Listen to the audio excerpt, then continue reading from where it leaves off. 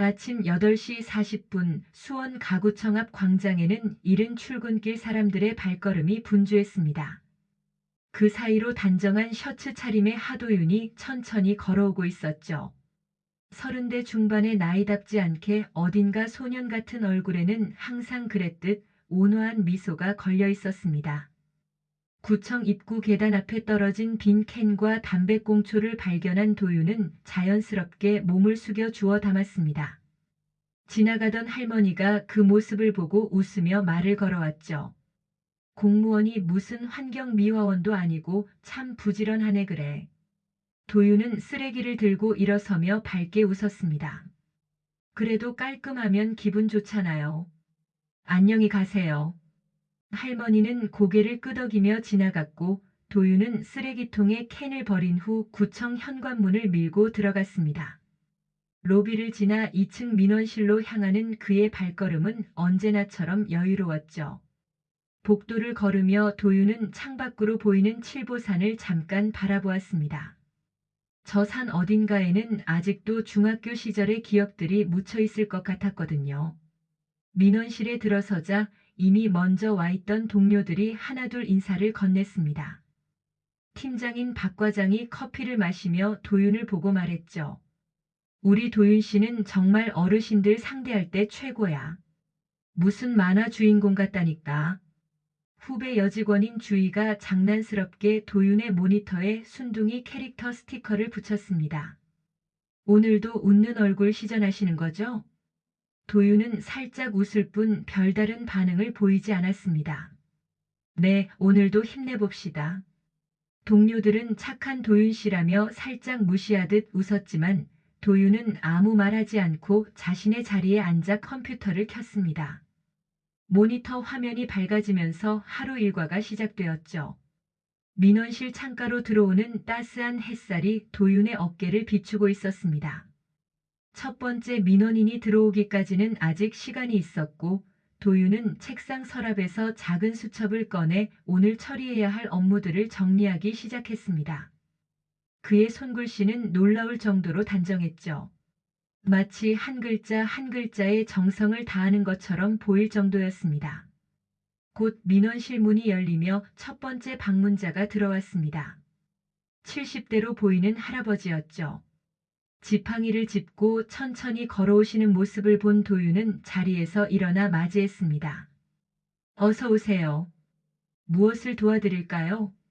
할아버지는 주민등록 등본 발급을 원하신다고 했고 도윤은 친절하게 안내해드렸습니다.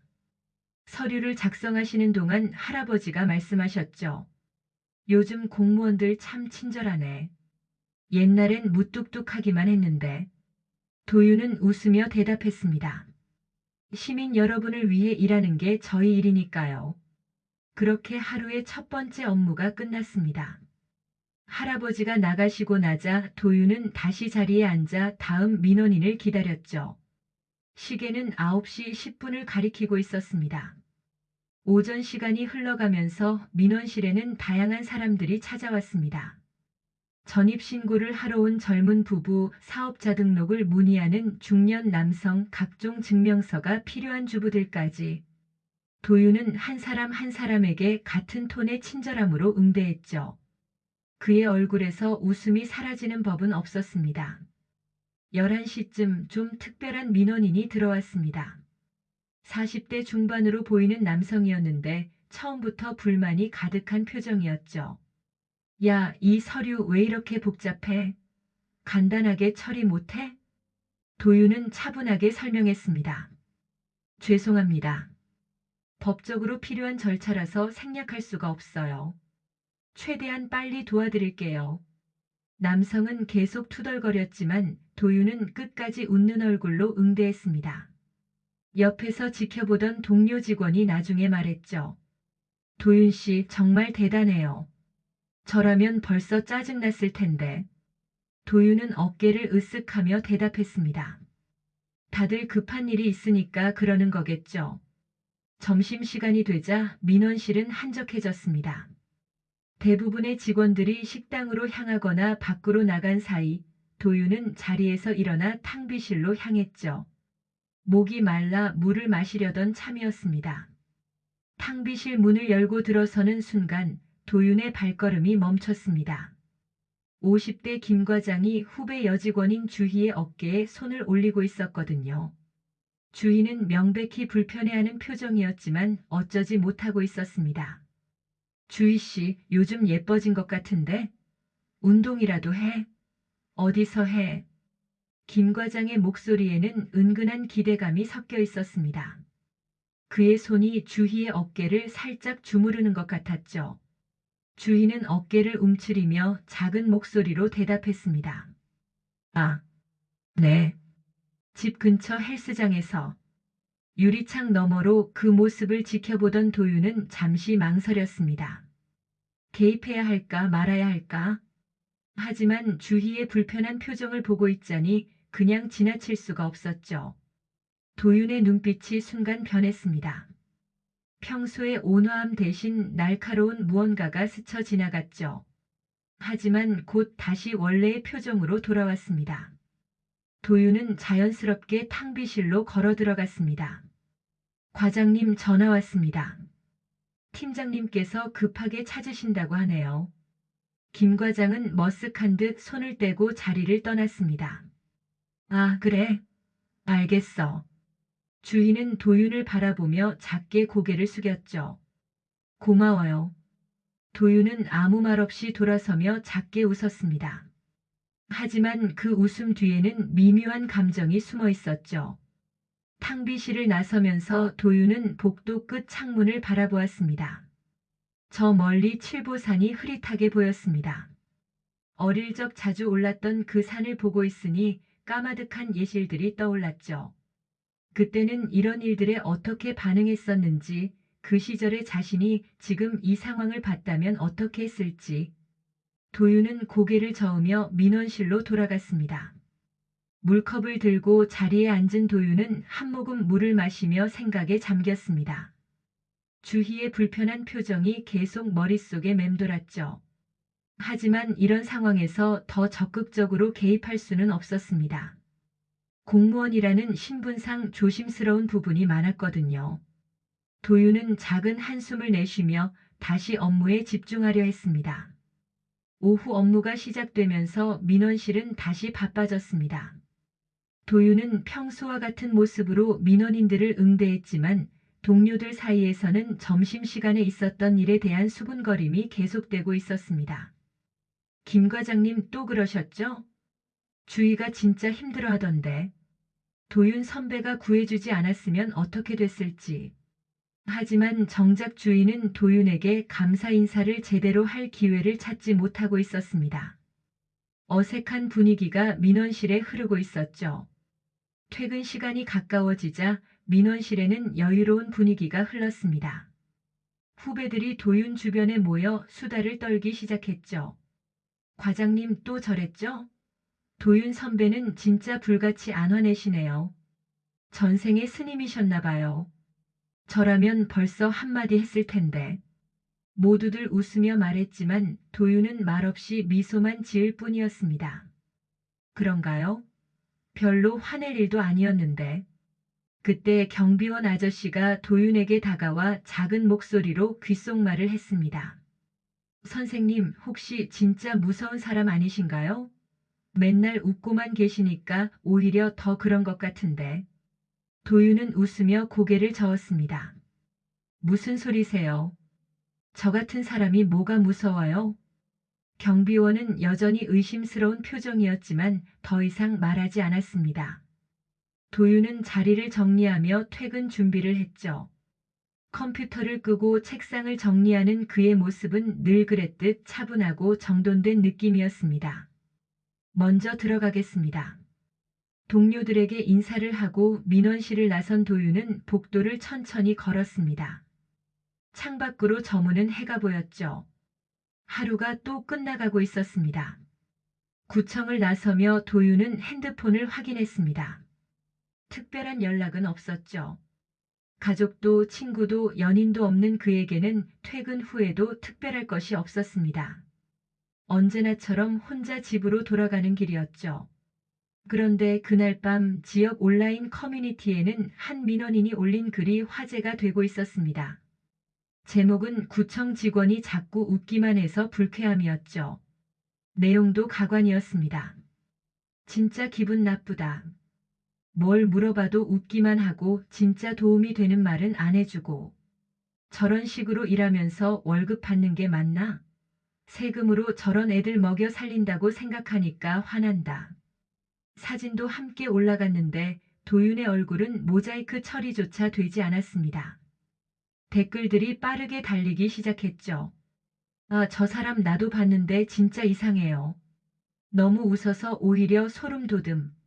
뭔가 가식적인 느낌? 저런 웃음은 진짜가 아닌 것 같은데. 하지만 도윤은 그 사실을 아직 모르고 있었습니다. 집에 돌아간 그는 간단히 저녁을 해먹고 텔레비전을 보며 하루를 마무리하고 있었죠. 내일도 똑같은 하루가 기다리고 있을 거라고 생각하면서 말입니다. 다음 날 아침 도윤이 평소처럼 출근하자 민원실의 분위기가 어딘가 어색했습니다. 동료들이 수군거리다가 도윤을 보면 말을 멈추곤 했죠. 도윤은 그런 분위기를 눈치챘지만 별다른 반응을 보이지 않았습니다. 9시가 되자 팀장이 도윤을 불러들였습니다. 팀장실 책상 위에는 인쇄된 게시글이 놓여 있었죠. 도윤 씨, 지역 커뮤니티에 글이 올라왔어요.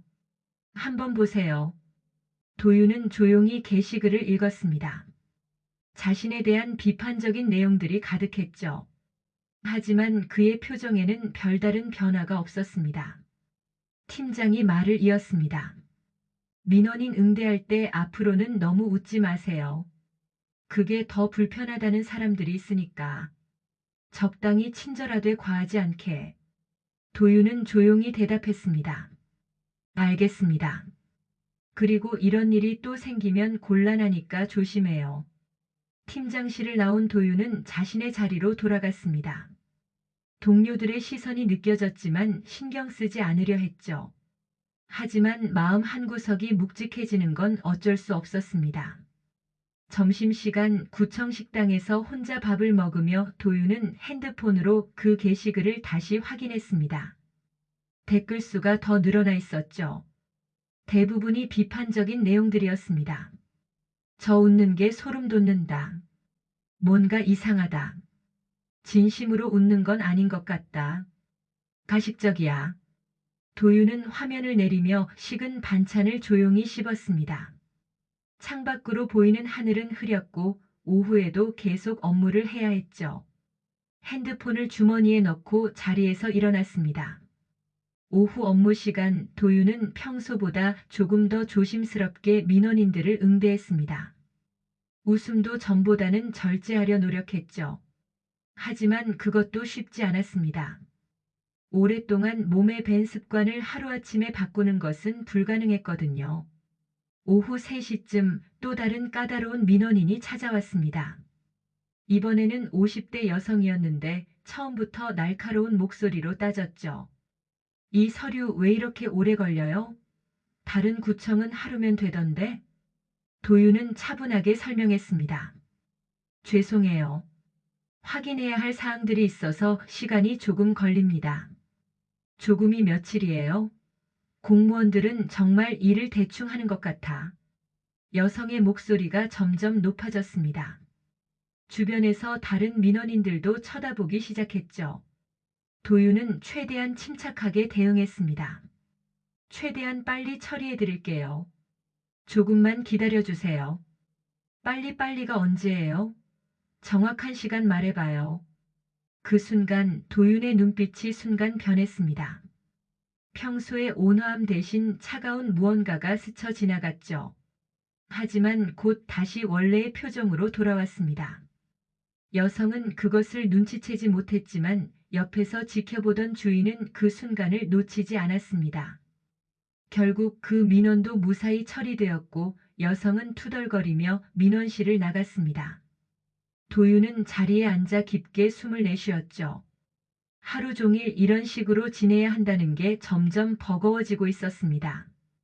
퇴근 시간이 되자 도윤은 평소보다 빠르게 자리를 정리했습니다. 하루 종일 쌓인 스트레스와 피로감이 몰려왔죠.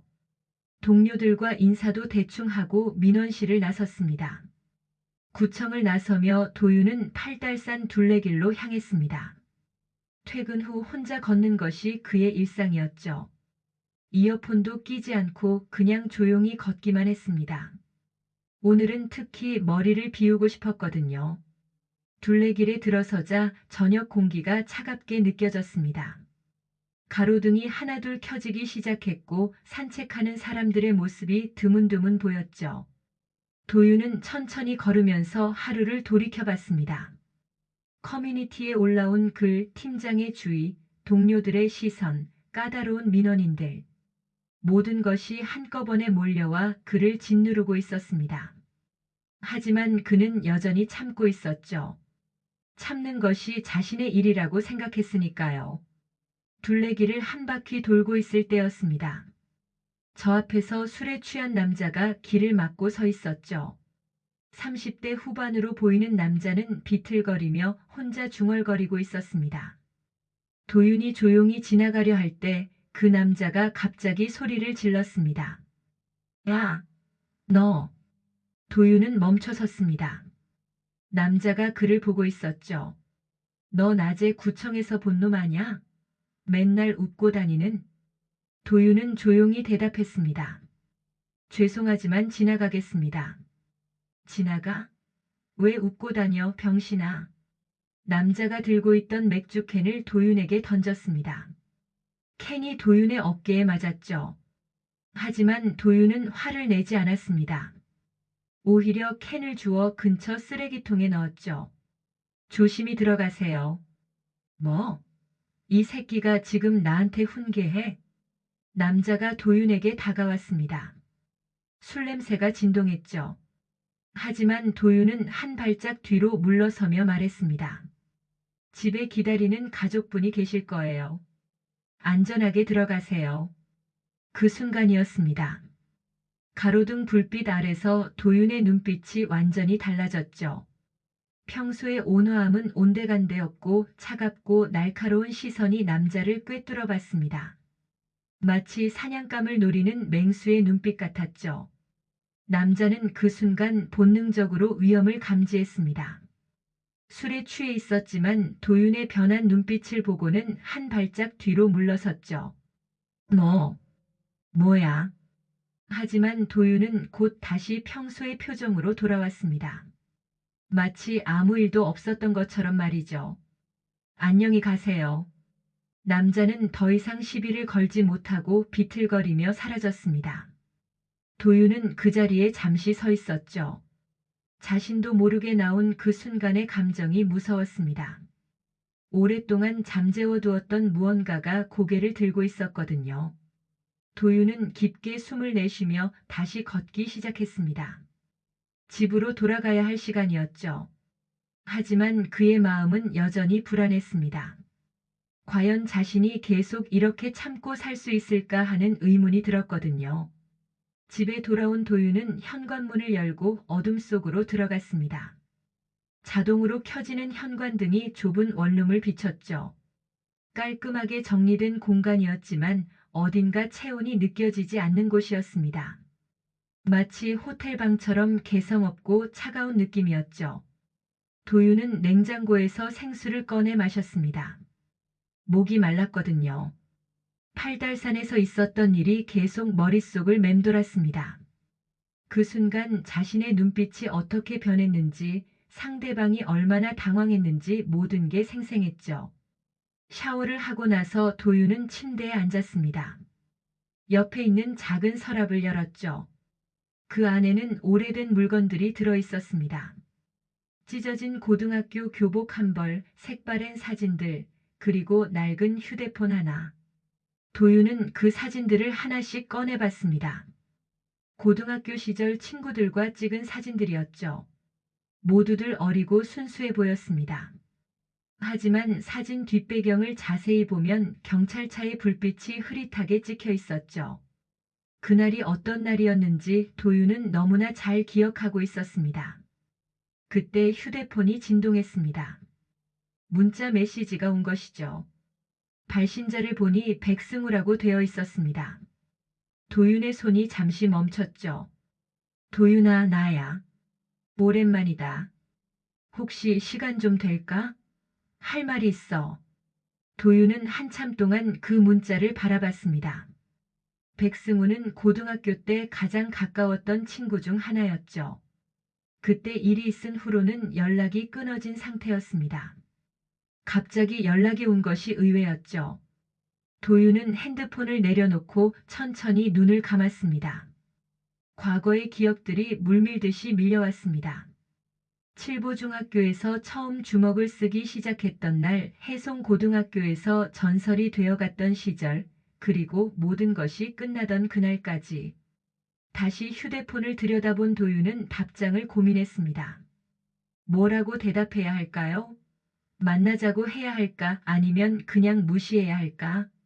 하지만 결국 답장을 보내지는 않았습니다. 너무 많은 생각이 머릿속을 복잡하게 만들었거든요. 도윤은 사진들을 다시 서랍에 넣었습니다. 그리고 불을 끄고 누웠죠. 하지만 쉽게 잠들 수가 없었습니다. 백승우의 문자, 팔달산에서의 일, 커뮤니티 게시글까지 모든 것이 한꺼번에 그를 괴롭혔습니다. 새벽 2시가 넘어서야 도윤은 간신히 잠에 들 수 있었습니다. 하지만 그의 꿈은 편안하지 않았죠. 과거의 기억들이 꿈속에서 되살아나 그를 괴롭혔습니다. 칠보중학교 복도, 해송고등학교 옥상, 그리고 친구들의 얼굴들이 번갈아 나타났다 사라졌죠. 아침이 되어 알람이 울렸을 때 도윤은 피곤한 얼굴로 일어났습니다. 거울을 보니 눈 밑에 다크서클이 생겨 있었죠. 하지만 출근 준비를 하며 다시 평소의 모습으로 돌아갔습니다. 오늘도 웃는 얼굴로 하루를 시작해야 했거든요. 다음 날 아침 도윤이 평소보다 조금 늦게 출근하자 민원실의 분위기는 더욱 어색했습니다. 동료들이 그를 보는 시선이 달라진 것을 느낄 수 있었죠. 어제 있었던 커뮤니티 사건이 구청 내부에서도 화제가 되고 있었습니다. 도윤은 자리에 앉아 컴퓨터를 켰습니다. 하지만 집중이 잘 되지 않았죠. 백승우의 문자가 계속 신경 쓰였고 어젯밤 꿈에서 본 과거의 장면들이 머릿속을 맴돌았습니다. 오전 10시쯤 주희가 도윤에게 다가와 작은 목소리로 말했습니다. 도윤 선배, 어제 그 사람 뉴스에 났던데요. 도윤은 고개를 들어 주희를 봤습니다. 뉴스요? 네, 폭력 성향이 심한 전과자래요. 여러 번 입건된 적이 있다고 하더라고요. 어떻게 아무 말 없이 넘어가셨어요? 저라면 정말 무서웠을 텐데. 주희의 말을 들은 도윤은 잠시 멈칫했습니다. 어젯밤 팔달산에서 만난 그 남자가 전과자였다니. 하지만 그때 자신이 느꼈던 감정을 생각하면 오히려 상대방이 더 무서워했을 것 같았죠. 공무원이니까요. 시민 모두를 똑같이 대해야죠. 도윤의 대답은 여전히 차분했습니다. 주인은 감탄하는 표정을 지었죠. 정말 대단하세요. 저는 절대 못할 것 같아요. 점심시간이 되자 도윤은 혼자 구청 옥상으로 올라갔습니다. 평소에는 식당에서 밥을 먹었지만 오늘은 혼자만의 시간이 필요했거든요. 준비해온 김밥을 먹으면서 멀리 보이는 칠보산을 바라봤습니다. 중학교 때 그 산에 자주 올랐던 기억이 났습니다. 처음에는 순수한 마음으로 산을 올랐었죠. 하지만 점점 복잡한 일들이 생기면서 산은 도피처가 되었습니다. 혼자만의 공간에서 화를 사귀고 상처받은 마음을 달래던 곳이었죠. 그때 휴대폰이 다시 울렸습니다. 또 백승우에게서 온 문자였죠. 도윤아, 답장이 없네. 혹시 번호 바뀐 거야? 만나서 이야기하고 싶은 게 있어. 중요한 일이야. 도윤은 한참 고민하다가 답장을 보냈습니다. 승우야, 오랜만이다. 무슨 일인지 먼저 말해줄 수 있어? 곧바로 답장이 왔습니다. 재민이 일이야. 만나서 얘기하자. 내일 저녁 어때? 재민. 서재민의 이름을 본 순간 도윤의 손이 떨렸습니다. 고등학교 때 가장 소심하고 약했던 친구. 그리고 도윤이 평생 죄책감을 안고 살아가는 이유가 된 친구였죠. 도윤은 답장을 보내지 못하고 한참을 망설였습니다. 재민에게 무슨 일이 생긴 걸까요? 혹시 자신과 관련된 일일까요? 온갖 생각이 머릿속을 복잡하게 만들었습니다. 결국 도윤은 짧게 답장을 보냈습니다. 내일 6시에 수원역 앞 노포 고깃집에서 보자. 그 고깃집은 고등학교 졸업 전 마지막으로 친구들과 함께 갔던 곳이었습니다. 그 후로는 한 번도 가보지 않았죠. 하지만 오늘은 그곳에서 만나야 할 것 같았습니다. 오후 업무를 하는 동안에도 도윤의 마음은 불안했습니다. 재민에게 무슨 일이 생긴 건지, 백승우가 왜 갑자기 연락을 한 건지 궁금했죠. 하지만 민원인들 앞에서는 여전히 웃는 얼굴을 유지해야 했습니다. 퇴근 시간이 되자 도윤은 서둘러 자리를 정리했습니다. 내일 만날 백승우와의 만남이 어떤 결과를 가져올지 알 수 없었지만 피할 수는 없을 것 같았습니다. 과거가 그를 다시 부르고 있었거든요. 퇴근길 도윤은 평소와 다른 길로 걸어갔습니다. 팔달산 둘레길 대신 수원역 방향으로 향했죠. 내일 백승우와 만날 그 고깃집을 미리 한번 보고 싶었습니다. 10년 넘게 가보지 않았던 곳이었거든요. 노포 고깃집은 여전히 그 자리에 있었습니다. 외관은 많이 낡았지만 간판은 그때와 똑같았죠. 도윤은 멀리서 그 모습을 바라보며 과거를 떠올렸습니다. 고등학교 3학년 겨울 친구들과 마지막 회식을 했던 그날 밤. 모두들 웃고 있었지만 어딘가 서먹한 분위기였던 기억이 났습니다. 그때 재민은 끝까지 술을 마시지 않았습니다. 다른 친구들이 권해도 고개만 저었죠. 지금 생각해보면 그때부터 재민에게는 무언가 문제가 있었던 것 같았습니다. 하지만 그때는 모두 자신의 일에만 신경 쓰느라 재민의 아픔을 제대로 보지 못했었죠. 도윤은 고깃집 앞을 지나쳐 집으로 향했습니다. 내일이면 백승우를 만나게 되고 재민에 대한 소식을 듣게 될 것입니다. 좋은 소식이길 바랐지만 왠지 불안한 예감이 들었죠.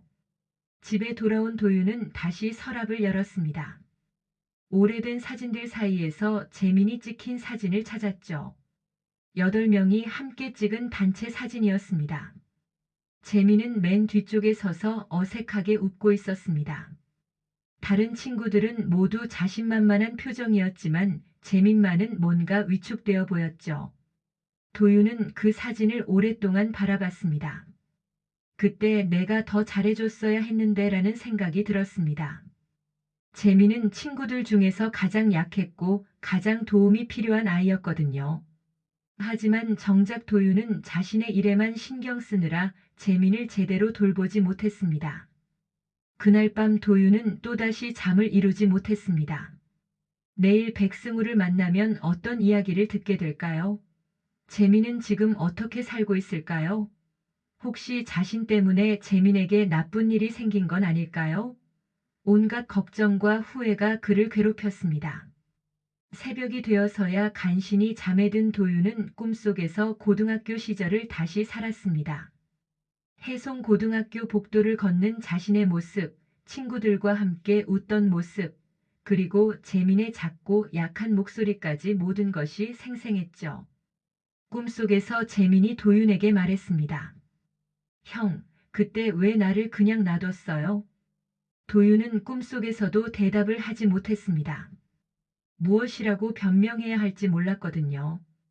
그때 자신이 할 수 있었던 일들이 너무나 많았는데 정작 아무것도 하지 못했다는 죄책감이 그를 짓눌렀습니다.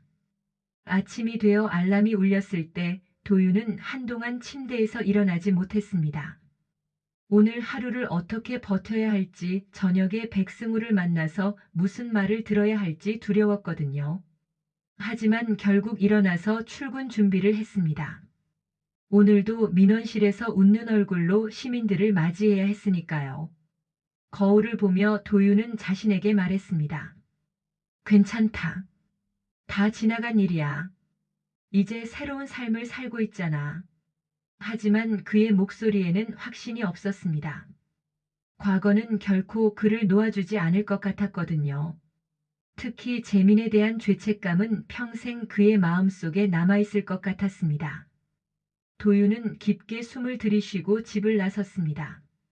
오늘 저녁이면 모든 것이 달라질지도 모른다는 생각을 하면서 말이죠. 사람들은 여전히 그를 착한 공무원 도윤 씨라고 부를 것입니다. 하지만 그 웃는 얼굴 뒤에 숨겨진 진실을 아는 사람은 아무도 없었죠. 적어도 지금까지는 말입니다. 이야기가 좋았다면 구독과 좋아요 그리고 알림 설정으로 다음 이야기도 함께 해주세요.